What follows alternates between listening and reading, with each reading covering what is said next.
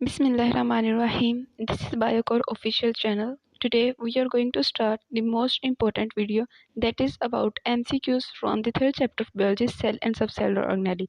This is lecture number 23 and it's all about the topic wise MCQs and exercise solved exercise MCQs. So let's begin the video. सबसे पहले जो हम solve करेंगे वो exercise के question को solve करेंगे जो उसमें एमसीक्यूज दिए गए होते हैं, उनको देखेंगे और उनका कॉन्सेप्ट देखेंगे।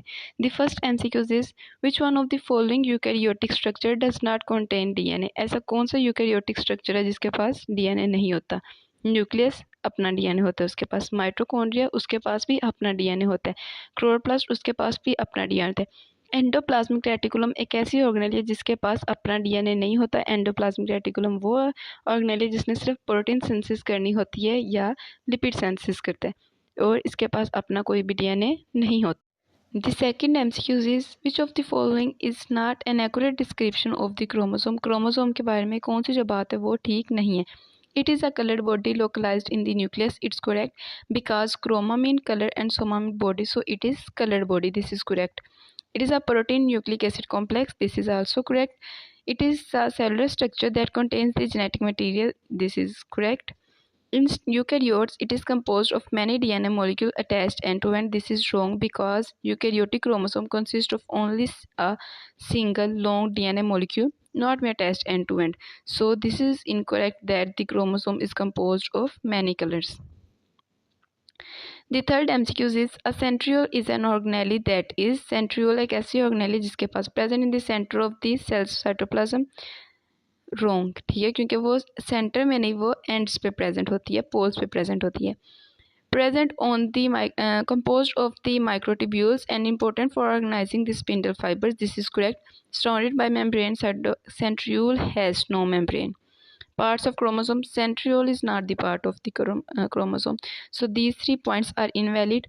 Only this point is correct. That is the option B. Composed of microtubules and important for organizing the spindle fibers. The fourth MCQ is the rough endoplasmic reticulum is intracellular double membrane system to which ribosomes are attached. This is valid. An intracellular membrane that is studied with microtubular structure. No. A membranous structure found within the mitochondria. No. Only found in prokaryotic cell. This is wrong. Only the first option A is valid. In the nucleus of the eukaryotic cell, the genetic material is complexed with protein organized into linear structure called centrioles. No. Genetic material की हम बात करें कि वो एक complex बनाता है, एक लीनियर स्ट्रक्चर बनाता है जिसको हम क्या बोलते हैं, तो उसकी बात करें तो हिस्टोन भी नहीं बोलते, प्लाज्मिड भी नहीं बोलते। So the option C chromosome is correct because chromosome जो है वो डीएनए प्रोटीन कॉम्प्लेक्स होता है जो कि न्यूक्लियस के अंदर पाया जाता है और सेल डिवीजन या उसमें फंक्शंस में, सेल फंक्शंस में हेल्प करता है। So the next MCQ is which of the following system does not apply to the nuclear envelope. Nuclear envelope पे कौन सा जो statement है वो apply नहीं होती, वो applicable नहीं है। It is a double membrane. It is correct. It is continuous with the endoplasmic reticulum. This is also correct. It has pores through which material enters and leaves. It is correct कि nuclear pores को हमने discuss किया था बहुत detail में, जहाँ से जो मटीरियल है वो मूव करता है। It has infoldings to form cristae. This is incorrect. cristae जो है वो infoldings तो हैं लेकिन वो माइटोकॉन्ड्रिया में होती है, न्यूक्लियर एनवेलप में नहीं पाई जाती। Lysosome are formed by budding from which cellular organelle? Lysosome किस सेल से बड ऑफ होता है, जो है किस सेल से अलग होता है, ड्राइव होता है सेल ऑर्गेनेल से, हमने वो देखना है। Smooth endoplasmic reticulum, no. Golgi apparatus, yes. Golgi apparatus ही जो है ये उनको पैक करता है और बर्ड ऑफ करेगा लाइसोम को जिसके पास डाइजेस्टिव एंजाइम्स होते हैं। और 8 MCQs is all peroxisome carry out this function. सारे पेरोक्सिसम कौन सा फंक्शन करते हैं? Break down fats and amino acids into smaller molecule.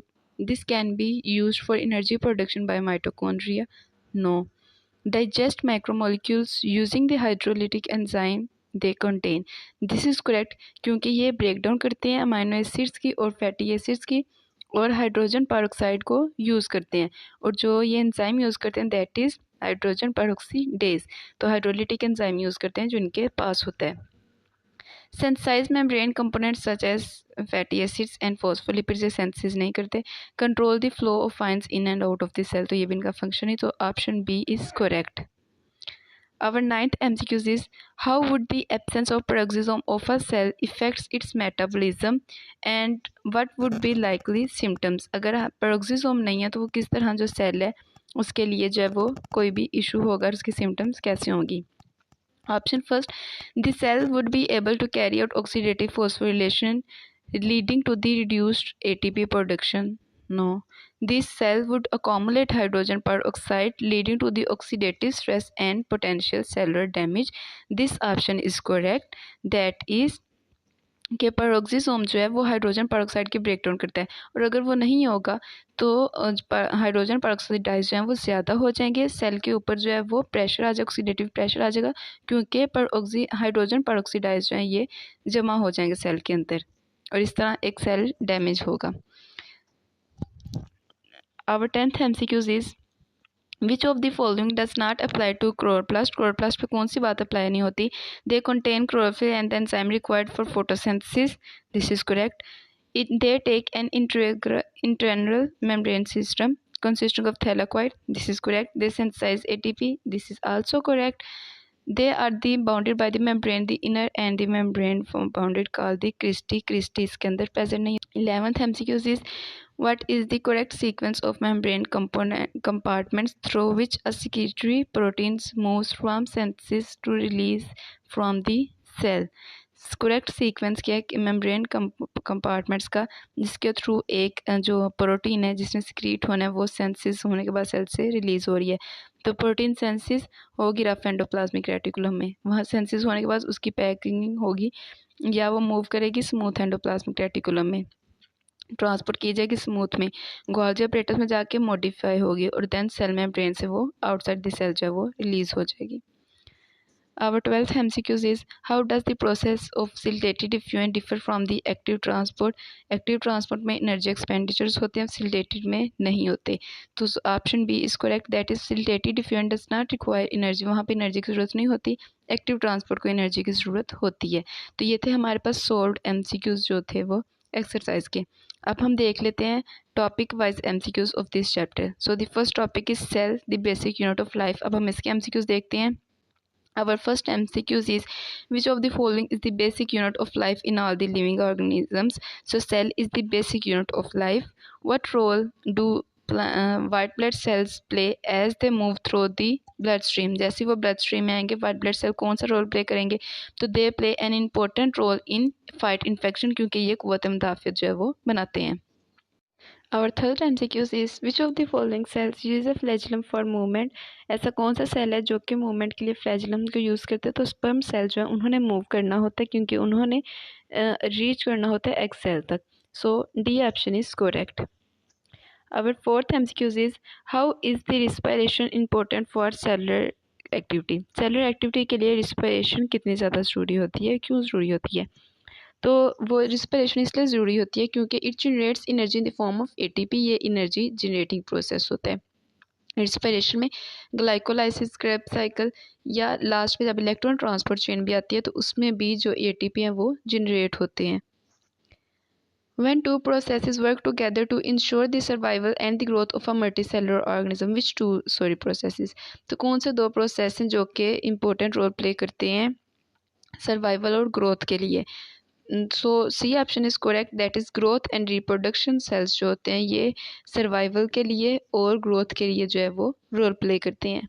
So option C is correct. Our next topic is cell theory. Who first used the term cellulite to describe the tiny compartments in cork? So Robert Hooke is the first scientist who described this term. What was the main conclusion of Anthony van Leeuwenhoek observation? उसकी main conclusion ये थी कि living organism exist in pound water, के water के अंदर जो थे उसने छोटे छोटे ऑर्गेनिजम्स ऑब्जर्व किए, इसको उसने एनिमिक्यूल्स का नेम दिया था. So option C is correct. Our 8th MCQ is why is Louis Pasteur experiments in 1862 important for cell theory. वो important क्यों है. क्योंकि लुईस पास्चर ने इस चीज़ को जो है वो प्रूव दिया था, उसने एक्सपेरिमेंटल प्रूफ दिया था कि जो सेल हैं वो पुराने सेल से ड्राइव हुए होते हैं। So option C is correct, that is he provided experimental proof that cells come from the other cell. Option 9, MCQs 9 is which of the following best challenges the second postulate of cell theory? Cell are the basic unit of structure and the function. इसको सबसे ज़्यादा challenge है वो क्या face करना पड़ता है इस जो postulate है इसको। So the option C is correct, that is muscle cells with multiple nuclei, क्योंकि muscle cells में बहुत ज़्यादा nuclei होते हैं, तो this is the basic challenge that are facing for the second postulate of cell theory. Our next topic is microscopy. The first MCQs is what is the maximum magnification of light microscope? अगर हम light microscope की बात करें तो उसकी magnification जो होती है वो 1500x होती है, ठीक है। So option B is correct. Which type of microscope would you use if you want to study the surface of the virus particles? Surface के लिए हमेशा स्कैनिंग इलेक्ट्रॉन माइक्रोस्कोप जो है वो यूज़ किया जाता है जब भी हमने किसी चीज़ की सरफेस को स्टडी करना होता है। So option C is correct. Our 12 MCQs is what is the difference in resolving power between a light microscope and an electron microscope? अगर हम इन दोनों में resolving power की बात करें तो लाइट माइक्रोस्कोप की रिजोल्विंग पावर होती है 0.2 micrometre and the electron microscope की होती है 0.2 नैनोमीटर, ठीक है। तो ये इन दोनों में जो है वो डिफरेंस है, तो option A is correct. Next MCQ 13 is which of the following best explain why electron microscope can not be used for living specimen. Living specimen को अगर हमने ऑब्जर्व करना हो तो उसमें हम इतना यूज़ नहीं कर सकते इलेक्ट्रॉन माइक्रोस्कोप को। तो क्यों नहीं यूज़ कर सकते? वो इसलिए नहीं कर सकते क्योंकि उसमें प्रिपरेशन का एक स्टेप होता है, जिसमें हम लोगों ने उसको जो स्पेसिमेन होता है उसको प्रिपेयर करना होता है, ये ज़रूरी होता है इसके लिए, ठीक है। तो लिविंग ऑर्गेनिजम्स को हम इसलिए यूज़ नहीं करते क्योंकि वो प्रिपरेशन का जो स्टेप है वो स्पेसिमेन को किल कर देता है, उसके लिए नुकसानदेह होता है। So option C is correct, that is the preparation process kills the specimen. The next topic is structure of cell. First MCQs is what is the primary component of the primary cell wall in plants? तो primary अगर cell wall की बात करें तो उसमें जो basic component है ये प्राइमरी कंपोनेंट है, दैट इज सेलुलोज, क्योंकि हम शुरू से बात करते हैं कि सेलुलोज जो है वही प्लांट सेल वॉल को बनाता है। What is the function of plasmodesmata? Plasmodesmata जो है वो कनेक्शन होता है जो कि दो साइटोप्लाज्म को आपस में मिलाता है नियर बाय सेल्स को। So option is correct, that is to connect cytoplasm of adjacent cell. Now the next MCQs is why is the secondary cell wall more rigid than the primary wall? Secondary जो है वो ज़्यादा rigid क्यों होती है? क्योंकि उसके पास लैग्निन होता है, लैग्निन जो होता है वो स्ट्रेंथ देता है, टफनेस देता है। सो जो सेकेंडरी वॉल होती है वो ज़्यादा रिजिड होती है। MCQ 17 is the middle lamella is important for holding adjacent cell together. middle lamella वो होती है जो दो सेल्स के दरमियान में, सो ये एक ऐसा कंपोनेंट होता है सेल वॉल का जो कि दो सेल्स को आपस में जोड़े रखती है। So option A is correct. If a plant cell wall lacked in plasmodesmata, अगर एक प्लांट सेल वॉल के पास प्लाज्मोडेस्माटा नहीं है, what would most likely B affected? सबसे ज़्यादा क्या चीज़ इफेक्ट होगी? सेलुलर कम्युनिकेशन, क्योंकि प्लाज्मोडेस्माटा जो है वो कनेक्शन प्रोवाइड करता है दो सेल के दरमियान। So option C is correct. In the fluid mosaic model what is the function of the phospholipid tail? Fluid mosaic की बात करें तो फॉस्फोलिपिड टेल में क्या जिसका है वो फंक्शन होता है? So it's repel water soluble molecules, ये वाटर सोलुबल मॉलिक्यूल्स को दूर भेजते हैं, ठीक है, क्योंकि ये लिपिड्स है, लिपिड्स जो है फैटी एसिड्स होते हैं, वाटर सोलुबल नहीं होते। तो फॉस्फोलिपिड का मतलब ये है कि ये वाटर सोलुबल मॉलिक्यूल्स को रिपेल करेंगे, उनसे दूर जाएंगे, यानी कि इनकी हाइड्रोफोबिक नेचर होती है। So option C is correct. What would likely happen to the plasma membrane at low temperature if cholesterol molecule were absent? अगर जो है वो प्लाज्मा मेम्ब्रेन में क्या होगा, कोलेस्ट्रॉल मॉलिक्यूल एब्सेंट हो और टेम्परेचर लो हो तो वो ज़्यादा रिजिड हो जाएगी और लेस फ्लूइड उसमें हो जाएगा। जो कोलेस्ट्रॉल है वो उसको जो है वो इस चीज़ के काबिल बनाते हैं कि वो सॉफ्टनेस हो, उसमें फ्लेक्सिबिलिटी हो, लेकिन अगर वो ना हो, कोलेस्ट्रॉल ना हो तो वो रिजिड हो जाएगी और उसमें फ्लूइड जो है वो कम हो जाएगा। So option C is correct, that is it become more rigid and less fluid. Which component helps the plasma membrane identity and communication with the other cell? Plasma membrane का वो कौन सा कंपोनेंट है जो कि इसको आइडेंटिफिकेशन और communication में हेल्प करता है? So glycoproteins and the glycolipids are used for this. Which technique is used to study the atomic structure of membrane proteins? membrane proteins का atomic structure डिस्कस करने के लिए कौन सी टेक्निक्स को यूज़ किया जाता है? So option D is correct, that is X ray crystallography. What does transmission electron microscope, जिसको हम TMEM भी बोला जाता है, प्राइमरी रिवील इन मेम्ब्रेन, वो क्या चीज़ शो करेगा? वो लिपिड बाइलेयर और प्रोटीन जो है वो शो करेगा। How does total internal reflection fluorescence microscope help in membrane study? ये किस तरह जो है उस चीज़ को स्टडी करने में हेल्प देगा? तो जो ये इलेक्ट्रॉन हमारे पास होता है, ये मेम्ब्रेन इंट्रैक्शंस की इमेजिंग को बताएगा, किस तरह उनके आपस में बॉन्डिंग, किस तरह वो इंटरेक्ट करते हैं। So option C is correct. Which of the following distinguish confocal microscopy from the transmission electron microscopy? जो कन्फोकल माइक्रोस्कोपी है किस तरह हम उससे डिस्टिंग्विश करेंगे? यूज़ ऑफ इलेक्ट्रॉन दोनों जो है ट्रांसमिशन इलेक्ट्रॉन माइक्रोस्कोप की टाइप है, तो ये तो ठीक है। Ability to visualise membrane proteins, ये भी इन दोनों में सिमिलरिटी है। Laser scanning and the fluorescence for higher resolution image, so this is the basic difference, कि ये जो है इनमें डिफरेंस है, तो option C is correct. Next MCQs is which organelle is not enclosed by the membrane? वो कौन सी organelle है जिसके अंदर मेम्ब्रेन नहीं होती? सो आप सबको पता है कि राइबोसोम वो ऑर्गेनेली है जिसके अंदर मेम्ब्रेन नहीं होती, और ये इसी वजह से प्रोकैरियोट और यूकैरियोट्स दोनों के अंदर प्रेजेंट होती है, क्योंकि कोई भी membrane bounded organelle prokaryotic cell के अंदर प्रेजेंट नहीं है, लेकिन राइबोसोम उसके अंदर प्रेजेंट है, सो दैट्स वाई राइबोसोम के ऊपर कोई मेम्ब्रेन नहीं होती। If we were to design a synthetic cell, which organelle would you include to ensure protein synthesis and why? अगर हमने किसी भी सेल को ऑर्गेनाइज करना है, हमने प्रोटीन के लिए जो है उसको इंश्योर करना है, तो हम कौन सा जो सेल का पार्ट है या कौन सी ऑर्गेनेल है जिसको हम मस्ट उसके अंदर रखेंगे? तो राइबोसोम को रखेंगे, क्योंकि वो जेनेटिक कोड को प्रोटीन के अंदर ट्रांसफ़र करती है, और इसीलिए राइबोसोम को protein factory of protein synthesis भी बोला जाता है, क्योंकि ये एज अ फैक्ट्री काम कर रही है जिसने प्रोडक्ट्स प्रोटीन की फॉर्म में रिलीज़ करने हैं, तो राइबोसोम जो है उसके लिए यूज़ किया जाएगा। Our 28th MCQs is which organelle is converted with ribosomes and helps in the production and the processing of protein? वो कौन सी ऑर्गेनेल है जो कि राइबोसोम के साथ काम करेगी और उसकी प्रोटीन की प्रोडक्शन और सेंसिस को देखती है? तो रफ एंडोप्लाज्मिक होती है जिसके साथ राइबोसोम स्टिक हुई होती है, रफ एंडोप्लाज्मिक भी प्रोटीन सेंसिस में हेल्प करेगी। Which part of the mitochondrion contain ATP synthesis enzyme? Mitochondria के कौन से पार्ट में ATP सिंथेटेज एंजाइम होता है? तो क्रिस्टी वो पार्ट है जिसके अंदर जो है वो ATP सिंथेटेज एंजाइम होता है। क्योंकि अगर हम इनर साइड की बात करें, क्रिस्टी की जो इनर सरफेस होती है वहाँ पे नोब लाइक एक्सटेंशंस प्रेजेंट होती है, उस नोब को बोला जाता है F1 पार्टिकल्स, और उनके पास जो है वो ATP सिंथेटेज एंजाइम होता है। So option B is correct, that is cristae. A muscle cell require a quick release of calcium for contraction. Which organelle would you be most? So सबसे ज़्यादा जो उस टाइम एक्टिव होगी organelle, that is smooth endoplasmic reticulum, जो वहाँ पे काम करेगी। So option B is correct. The next MCQs is if the scientist add a drug that disables ribosomal RNA, what process will ultimately affect it? अगर ribosomal RNA effect हो रहा है तो सबसे पहले कौन सा जो प्रोसेस है वो इफेक्ट होगा? तो प्रोटीन सेंसिस वो इफेक्ट होगा, क्योंकि राइबोसोमल RNA जब प्रोटीन को कोड करेगा तो वही अगर इफेक्ट होगी तो प्रोटीन जो है वो नहीं बनेगी। तो ये फर्स्ट प्रोसेस है, तो option C is correct.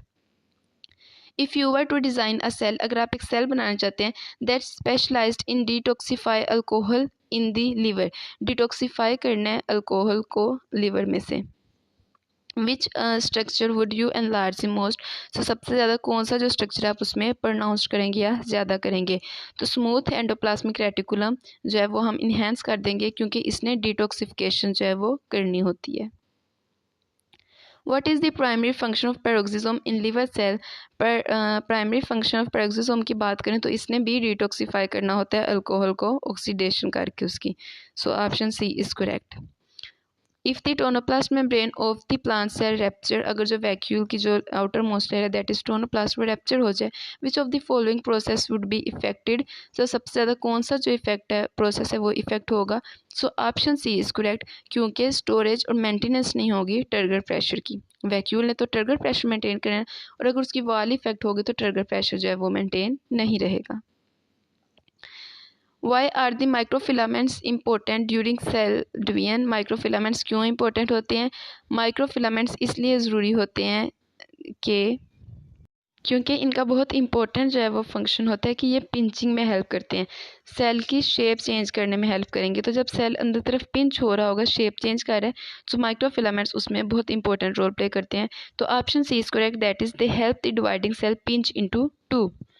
What is the relationship between basal body and the centrioles in eukaryotic cell? Eukaryotic cell की बात करें तो बेसल बॉडी और सेंट्रियोल्स का क्या फंक्शन है? जो बेसल बॉडी होती है वो मॉडिफाइड सेंट्रियोल्स होते हैं।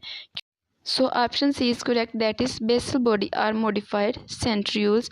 बेसल बॉडी को मॉडिफाइड सेंट्रियोल ही बोला जाता है, जिसके बाद सेंट्रियोल्स वैसे नॉर्मली होते हैं, और अगर सेंट्रियोल्स में मॉडिफिकेशन अटैच कर दी जाए तो वो एक सीलिया फ्लैजिला का स्ट्रक्चर बन जाता है, उसे बेसल बॉडी बोला जाता है। The next topic is prokaryotic and eukaryotic cell. The first MCQs of this topic is what is the most typical size range of the most prokaryotic cell? अगर हम उनके नॉर्मल साइज की बात करें, that is 2 to 8 micrometer. ये जो होता है 1/10 साइज होता है किसी भी यूकैरियोटिक सेल का। Why is the region containing DNA in the prokaryotic cell called the nucleoid? इसको न्यूक्लियाइड क्यों बोला जाता है, न्यूक्लियस क्यों नहीं बोला जाता? क्योंकि ये होता तो न्यूक्लियस की तरह, लेकिन इस पर कोई मेम्ब्रेन नहीं होती, तो हम इसको ट्रू न्यूक्लियस जो है वो नहीं बोल सकते, तो हम इसको न्यूक्लियाइड जो है वो बोलते हैं। So option C is correct. If the scientist find a cell with 70 ribosomes and peptidoglycan in its cell wall, it's mostly belongs to. अगर 70S है, 70S जो है ये साइज होता है राइबोसोम का प्रोकैरियोटिक सेल के अंदर। यूकैरियोटिक में जो साइज होता है वो 80 होता है, ठीक है। सो तो option C is correct, that is the cell is bacterium. Bacterium is a prokaryotic organism. A student claims that both eukaryotic and prokaryotic flagella are made up of microtubules. What would you say about that claim? एक student कह रहा है कि prokaryotic और eukaryotic जो flagella है वो same होता है, तो आप कैसे उसको जस्टिफाई करेंगे? तो क्या क्या कहेंगे, ये ठीक है या गलत है? सो करेक्ट तो नहीं है ये, ठीक है, ये बात ठीक तो नहीं है क्योंकि इनकी डिफरेंट कंपोजिशन है। So option B is correct, that is incorrect कि ये स्टेटमेंट इनकरेक्ट दे रहे हैं। प्रोकैरियोटिक फ्लैजिला जो है वो फ्लैजिन का मिलके बना होता है, माइक्रोट्यूब्यूल्स का मिलके नहीं बना होता। फ्लैजिन प्रोटीन जो होती है वो प्रोकैरियोटिक फ्लैजिला में प्रेजेंट होती है। If you are to design a diagram to show the absence of organelle in a prokaryotic cell, अगर आपने बताना है एक ऐसी डायग्राम बनाई जिसमें आपने बताना है उन ऑर्गेनेल्स का जो कि प्रोकैरियोटिक सेल में नहीं होती, तो कौन कौन से एलिमेंट्स जो हैं वो आप एक्सक्लूड करते जाएंगे? प्लाज्मा मेम्ब्रेन होती है प्रोकैरियोटिक में, डीएनए भी होता है, राइबोसोम और साइटोप्लाज्म भी होता है, सेल वॉल और कैप्सूल भी होता है। So option C is correct, that is कि उनमें माइटोकॉन्ड्रिया नहीं होती, एंडोप्लाज्मिक रेटिकुलम नहीं होता और गोल्जी ऑपरेटर बॉडी जो है वो नहीं होती। The next topic is cell signalling. इसका पहला एमसीक्यूज है, what are the first step in the process of cell signalling. तो इसका जो फर्स्ट स्टेप है वो ये है कि signal reception. So option B is correct. Why can steroid hormone pass through the plasma membrane but peptide bond control? Steroid hormone lipid soluble है, plasma membrane lipid से मिलकर बनी है और इसलिए वो डायरेक्टली जो है वहाँ से डिफ्यूज हो जाएंगे। पेप्टाइड हार्मोन की बात करें तो वो वाटर सोलुबल है और प्लाज्मा मेम्ब्रेन हाइड्रोफोबिक है, वो उनको अलाउ नहीं करेगी जाने के लिए। So option C is correct, that is steroid hormone is lipophilic, वो लिपिड लविंग है, वो डिफ्यूज़ हो सकते हैं इजीली। और पेप्टाइड जो है वाटर सोलुबल है, वो उससे डिफ्यूज़ नहीं हो सकते क्योंकि ये वाटर सोलुबल है, और लिपिड्स जो है वो वाटर सोलुबल नहीं है। If a receptor fails to undergo a conformational change, अगर एक रिसेप्टर के अंदर जो है वो कन्फर्मेशनल चेंज नहीं आ रहा है आफ्टर लाइगेंड बाइंडिंग, जब सिग्नल आ रहा है लाइगेंड जो है वो हम सिग्नल को बोलते हैं, और उसके आने के बाद अगर कन्फर्मेशनल चेंजेस नहीं आ रहे, which process is most likely to be affected, सबसे ज़्यादा कौन सा जो प्रोसेस इफेक्ट होगा, दैट इज़ सिग्नल ट्रांसडक्शन, क्योंकि उसी के अंदर ये प्रोसेस होना था और अगर वो नहीं हो रहा तो सिग्नल ट्रांसडक्शन जो है ये इफेक्ट होगा। What would happen if a mutation prevented the production of CAMP in the cell transduction pathway? अगर एक म्यूटेशन आ रही है और CAMP जो कि सेकेंडरी मॉलिक्यूल्स हैं वो नहीं सेंसिस हो रहे, तो फिर क्या होगा सेल के अंदर ना, कौन सा जो पार्ट है मतलब व्हाट वुड हैपन, क्या होगा? तो अगर हम इसकी बात करें तो option C is correct, that is this signal would not be relayed inside the cell effectively, वहाँ पे वो एक्टिवली या इफेक्टिवली काम जो है वो नहीं कर सकेंगे। If a mutation prevent a receptor from undergoing a conformational change, अगर conformational change नहीं हो रही है आफ्टर ligand band, तो कौन सा प्रोसेस इफेक्ट होगा? Cell transduction. ये हमने अभी यहाँ पे भी देखा है और ये नेक्स्ट भी आ गया है, ठीक है। The next MCQ topic is membrane transport mechanism. इसके फर्स्ट MCQs की बात करते हैं। विच of the following is a passive transport process. Passive transport process में जो है कौन सा प्रोसेस आता है? एंडो एक्सोसाइटोसिस ये नहीं आते, सोडियम पोटाशियम पंप ये भी नहीं आता, डिफ्यूजन जो है ये पैसिव के अंदर आता है। विच type of molecule typically pass through the plasma membrane by simple diffusion. आम डिफ्यूजन से कौन सा जो मॉलिक्यूल है वो पास हो सकता है? तो small molecule like glucose oxygen and carbon dioxide वो पास हो सकते हैं, ये माइक्रो मॉलिक्यूल्स होते हैं। So option C is correct. Which statement best explains the role of aquaporin. Aquaporin का जो रोल है वो कौन जो है वो बिल्कुल ठीक तरीके से जो एक्सप्लेन करता है। So option B this statement is correct, that is they allow water molecule to pass through rapidly across membrane. ये मेम्ब्रेन से पास करने में जो है वो हेल्प करेंगे वाटर को rapidly. Next MCQs is which of the following would most likely increase the rate of siltated diffusion of glucose into the cell।